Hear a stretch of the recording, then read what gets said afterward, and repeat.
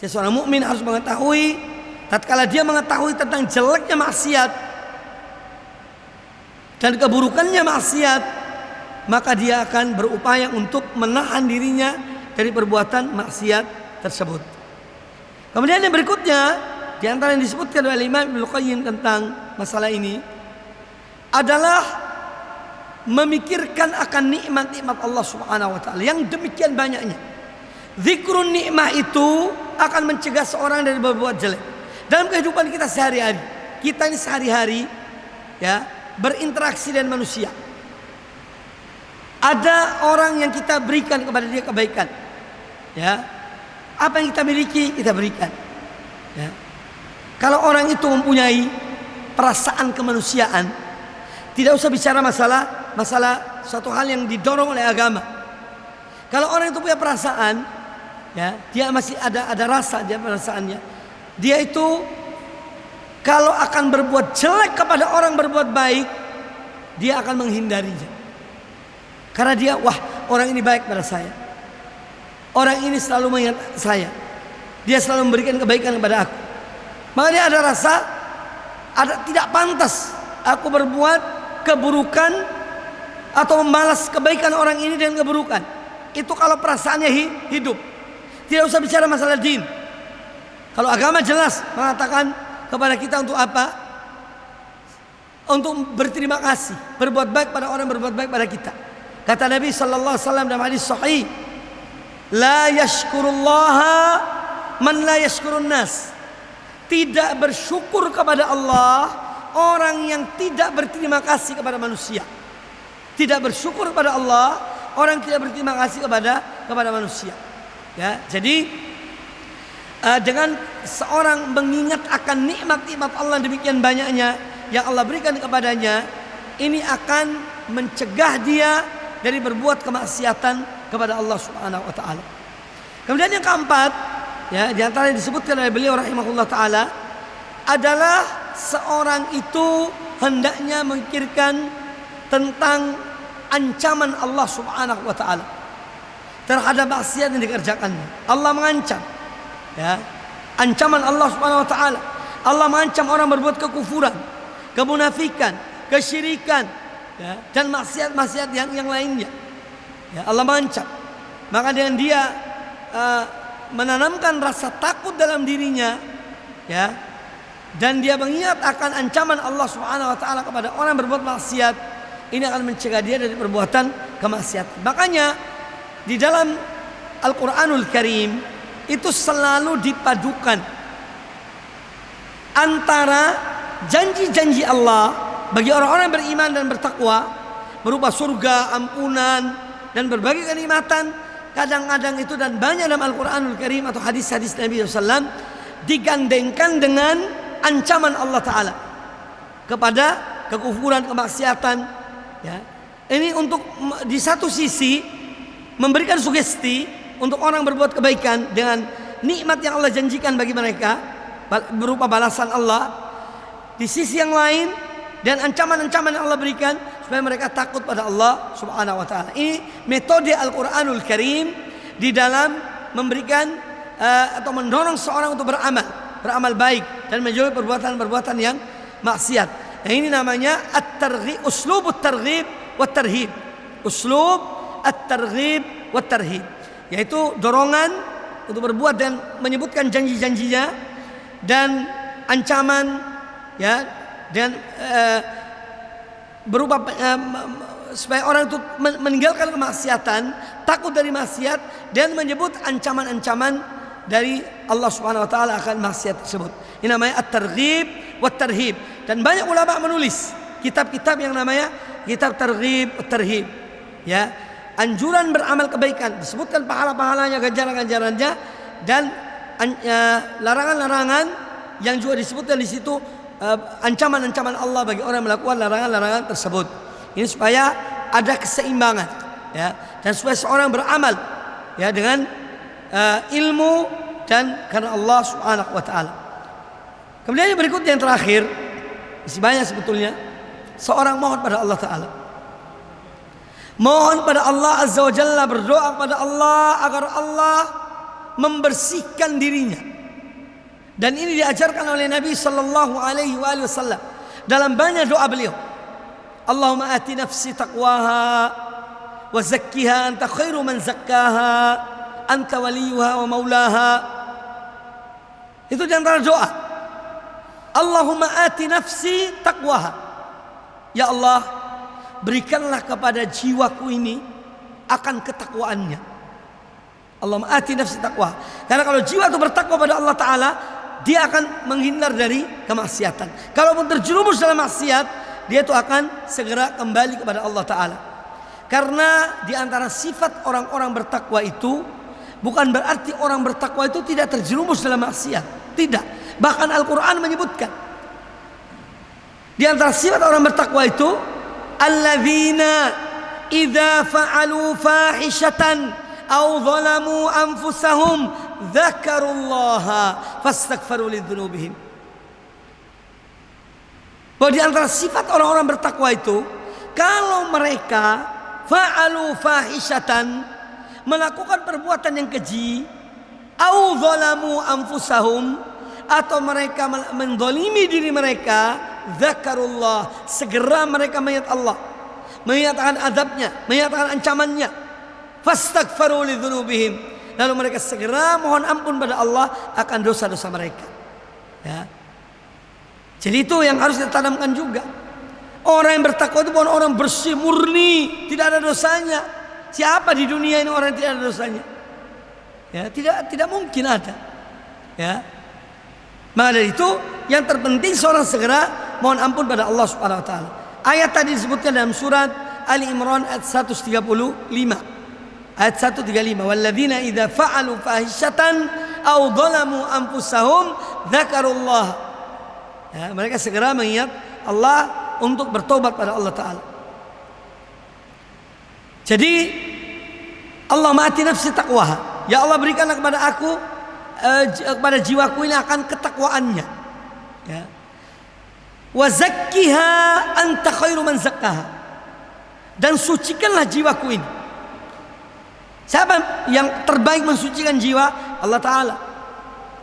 Tidak ada yang lebih dari Allah Ta'ala dalam membersihkan jiwa seorang hamba dan memberikan hidayah pada hamba itu, menanamkan ketakwaan dalam dirinya, rasa takut pada Allah Ta'ala, ya, sehingga dia berbuat baik, membersihkan dosanya.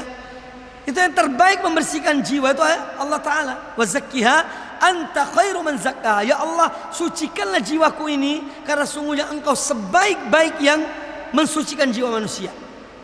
Ya, itu Allah Ta'ala.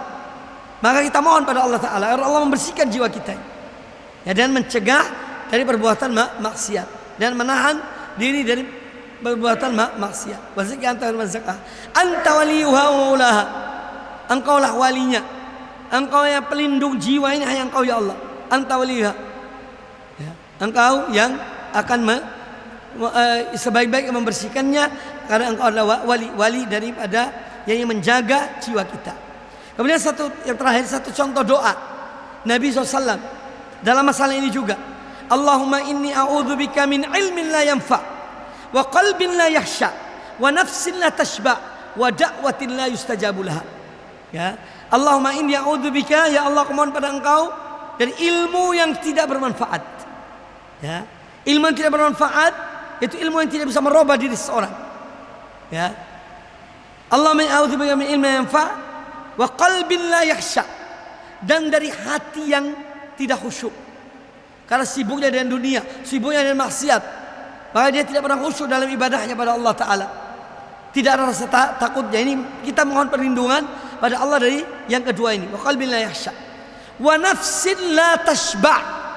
Ya Allah, aku berlindung pada engkau dari jiwa hawa nafsu yang tidak pernah puas, dari jiwa yang tidak pernah puas. Ya. Ini menunjukkan kotornya jiwa itu, dia tidak pernah puas. Makanya kita berlindung dari jiwa yang tidak pernah puas. Wa da'watin la yustajabu laha, dan aku mohon perlindungan pada engkau ya Allah dari permohonan doa yang tidak dikabulkan. Naudzubillah. Di antara musibah yang menimpa seorang adalah doanya tidak dikabulkan oleh Allah Ta'ala. Terus berdoa tidak dikabulkan karena makan yang haram, banyak bermaksiat pada Allah Ta'ala, jauh dari Allah Subhanahu Wa Ta'ala. Begitupun sebetulnya Allah tetap Maha Pengasih Penyayang. Seorang hamba yang kembali pada Allah, Allah akan memberikan, yakni akan menerimanya. Baik kaum muslimin dan kaum muslimat rahimani wa rahimakumullah, itu diantara, masih banyak sebetulnya, itu diantara yaitu faktor-faktor yang dengannya yakni seorang dapat mencegah dirinya dari perbuatan kemaksiatan kepada Allah Subhanahu wa taala. Ini yang dapat saya sampaikan. Tadi diberikan kesempatan 10 menit. Kalau ada yang ingin bertanya, silakan bertanya. Wallahu taala a'lam. Sangat berat sekali. Bagaimana untuk implementasi bagi kaum muslim saat ini? Memang sering kita sudah mudah ceramah. Namun pendalamannya, pelaksanaannya itu ya selesai aja. Contohnya bahwa tadi paling ringan kan menyingkirkan batu untuk berlari. Nah, di sini jangankan kok batu, ada kertas di depannya saja, cuma dilihat saja. Nah itu, bagaimana menanamkan seperti itu? Terima kasih. Assalamualaikum warahmatullahi wabarakatuh. Jadi beliau menanyakan tentang bagaimana seorang, kita ini banyak mengetahui tentang teori pencerahan, cuma dalam pelaksanaannya itu, ya, dalam amalnya mewujudkan itu, terkadang kita jumpai, khususnya zaman ini, memang banyak orang yang cuek. Ya. Nah ini salah satu faktornya, karena yang pertama memang kita hidup di zaman yang berbeda, ya. Tapi sebetulnya ajaran ini sama. Ya, zaman ini manusia cuek, dan itu kayaknya memang ditanamkan begitu, tidak peduli, ya, kepada yang lainnya. Ini mental ini kelihatannya memang tumbuh di zaman kita ini, ya. Sehingga sesuatu yang sebetulnya itu ada ganjarannya, ada pahalanya, ada fadilahnya, kadang-kadang itu kita lalaikan, kita biarkan, ya. Dan ini satu hal yang memang sangat menyedihkan. Nah, bagaimana caranya? Ya, salah satu cara memang kita ini harus betul-betul menyadari, ya, betul-betul menanamkan dalam diri kita atau anak kita, keluarga kita, bahwa kita ini memerlukan amal kebaikan. Kita membutuhkan untuk berbuat. Setiap amal perbuatan baik yang kita lakukan itu kembali pada diri kita sendiri, ya.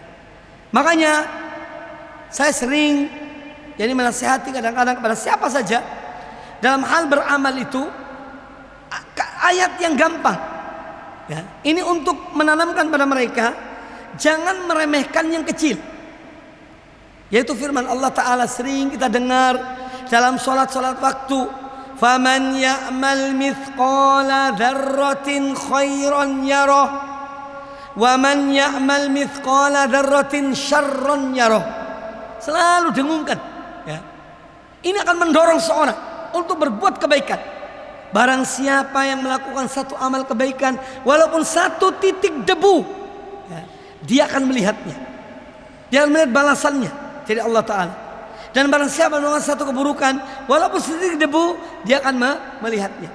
Ya, coba kita sering dengungkan ini, ya, atau kita ajarkan pada, ya, sama aja anak-anak kita, keluarga kita, faman ya'mal mithqala dzarratin khairan yarah. Kadang-kadang ada anak-anak bertengkar, ya, disuruh, nak tolong buang sampah ini, masa aku terus ini, mas.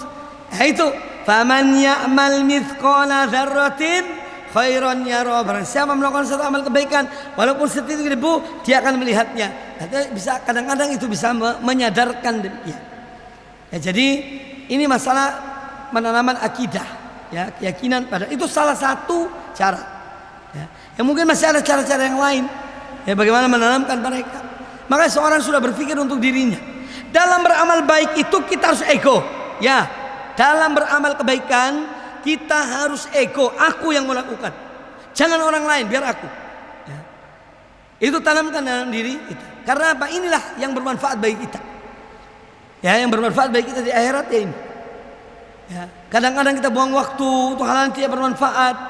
Coba seandainya waktu itu kita lakukan untuk apa? Salat duha 2 rakaat, wallah bermanfaat. Duha 2 rakaat itu sudah menutupi kewajiban kita membayar sedekah 360 sedekah yang harus kita bayar setiap hari atas kesempurnaan fisik kita ini. Ada bayarnya, ya, 360 sedekah harus kita bayar setiap hari. Lebih itu bisa ditutupi dengan 2 rakaat duha. Alangkah luar biasa. Nah, hal-hal seperti ini namanya targhib, memberikan dorongan, sugesti pada itu dengan ya semacam itu. Wallahu a'lam. Yang lain mungkin masih ada pertanyaan? Silakan. Kalau ada yang bertanya. Assalamualaikum warahmatullahi wabarakatuh. Oh iya, ibu-ibu silakan ya. Ustadz, saya ingin menanyakan, apabila seseorang melakukan maksiat, mungkin pada waktu itu karena kurang pengalaman dia, atau mungkin karena pengaruh lingkungan, dan mungkin pada waktu itu dia berpendapat bahwa maksiat itu adalah merupakan pekerjaan yang bisa menghasilkan sesuatu untuk keluarganya. Tetapi pada suatu saat dia menyadari dan ingin taubat. Yang ingin saya tanyakan, bagaimana cara dia bertobat dan apakah tobatnya itu diterima oleh Allah SWT? Terima kasih. Assalamualaikum warahmatullahi wabarakatuh. Baik. Ini kalimat yang harus kita pahami secara umum, bahwa setiap perbuatan dosa sebesar apapun, jika seorang hamba bertobat pada Allah Ta'ala, Allah pasti menerimanya. Tentu bertobat dengan sungguh-sungguh dan ikhlas, ya. Ini kalimat umum yang harus kita tanamkan dalam diri kita. Setiap perbuatan dosa yang dilakukan oleh seorang hamba, ya, kepada Allah Ta'ala, maka Allah pasti akan menerimanya jika dia betul-betul sungguh-sungguh ikhlas, ya, dan meninggalkan kemaksiatannya. Setelah dia bertobat, dia meninggalkan kemaksiatannya, maka Allah pasti akan menerima tobatnya hamba tersebut. Ini kaidah umum. Yang kedua yang harus dipahami, di dalam perbuatan dosa dan maksiat itu ada yang dosa itu hubungannya antara kita dengan Allah Subhanahu wa Ta'ala saja, tidak ada hubungan dengan manusia. Contohnya, seorang meninggalkan sholat, ya, seorang meninggalkan sholat itu dosanya lebih besar daripada minum minuman keras, ya, supaya diketahui dosa meninggalkan sholat lebih besar daripada zina, lebih besar daripada minum minuman keras, lebih besar daripada judi. Ini banyak umat tidak ngerti. Dianggap meninggalkan dosa itu, atau dianggap zina lebih besar daripada meninggalkan sholat. Jadi perlu diketahui bahwa dosa meninggalkan sholat dengan sengaja, ya, ini lebih besar daripada dosa zina, minum minuman keras, judi, dan yang lainnya. Nah, ketika seorang berbuat dosa dan dosa itu antara dia dengan Allah Ta'ala, maka ini tugasnya bertobat ya dia antara dia dengan Allah Ta'ala. Tidak ada hubungan dengan yang lainnya. Tapi ada perbuatan dosa yang ada kaitan dengan hak-hak manusia. Ada kaitan dengan manusia. Contohnya, kita pernah mengambil hak orang lain. Apalah, mungkin hartanya, atau mungkin kita pernah memfitnah tentang kehormatan seorang. Orang itu tidak berzina, kita mengatakan dia itu berzina. Ini artinya dosa kita pada Allah dan dosa kita ada kaitan dengan manusia. Oke, kita minta ampun pada Allah Ta'ala atas dosa ini. Allah mengampuni, tapi masih ada hubungan dengan manusia. Kita masih ada hubungan dengan orang yang kita tuduh, yang kita fitnah bahwa dia itu berzina. maka kita wajib meminta maaf pada orang itu. Artinya ini masih ada hubungan dengan manusia. Ada hubungan dengan harta yang kita ambil. Kita mungkin pernah berhutang pada fulan, hutang pada orang ini, dan kita tidak membayar hutang ini. Kita minta ampun, ya Allah ampunilah aku, ya. Tapi ini masih ada hutangnya, maka masih ada hubungan yang harus kita selesaikan. Jadi ini harus dipahami demikian, ya, bahwa dosa seorang hamba pada Allah Ta'ala itu langsung dia minta ampun pada Allah Ta'ala. Seorang minum minuman keras, datang suatu tempat di hotel, beli minuman, minum, itu dosa antara dia dengan Allah Subhanahu Wa Ta'ala. Dia minta ampun pada Allah langsung, tidak ada hubungan dengan yang lainnya. Tapi kalau dosa itu ada hubungan dengan hak-hak manusia, maka kita menyelesaikannya di dunia ini, kemudian kita minta ampun pada Allah Ta'ala, maka insya Allah akan diampuni oleh Allah Azza wa Jalla. Kalau tidak, ya nanti tetap akan dituntut oleh orang itu kepada kita. Kalau tidak di dunia, ya di akhirat nanti. Kalau kita tidak selesaikan di dunia ini, maka ada hubungannya dengan akhirat. Ya, amal kita diambil, diberikan kepada orang tersebut. Itu kalau ada hubungan dengan hak-hak manusia. Mudah-mudahan bisa dipahami, Bu, ya. Masih ada pertanyaan? Apa cukup? Atau tambah satu lagi terakhir, 3? Kalau sudah tidak ada, ya saya kira cukup, ya. Mudah-mudahan bermanfaat bagi kita semuanya. Allahumma qsim lana min khasyatika ma tahulu bihi bainana wa baina ma'asik, wa min ta'atika ma tuballighuna bihi jannatak, wa min al-yaqini ma tuhawwinu bihi alaina masa'ib ad-dunya. Allahumma matti'na bi asma'ina wa absarina wa quwwatina ma ahyaytana waj'alhu al-waritha minna waj'al tha'rana 'ala man zalamana wansurna 'ala man adana wa la taj'al musibatana fi dinina wa la taj'al ad-dunya akbar hammina wa la mablagha ilmina wa la tusallit 'alaina man la yarhamuna. Wa sallallahu wa sallam wa baraka ala nabiyyina wa ala alihi ajma'in. Subhanakallahumma wa bihamdika asyhadu an la ilaha illa anta astaghfiruka wa atubu ilaik. Assalamualaikum warahmatullahi wabarakatuh.